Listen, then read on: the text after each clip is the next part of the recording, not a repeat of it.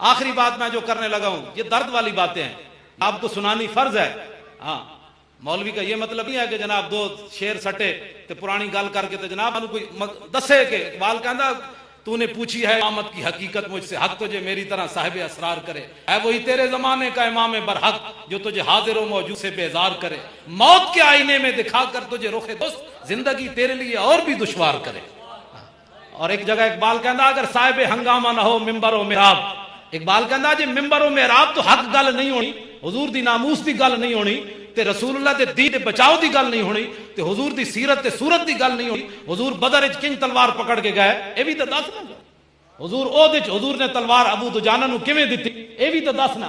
رسول اللہ جناب تبوک وچ کنج گئے اے بھی تے دس رسول اللہ۔ گھر بیٹھے بیٹھے اس کی بات ہی نہ کرو، کیوں کہ انگریز ناراض ہوتا ہے، کہنا ہے محمد عربی کی تلوار کی بات نہیں کرنی،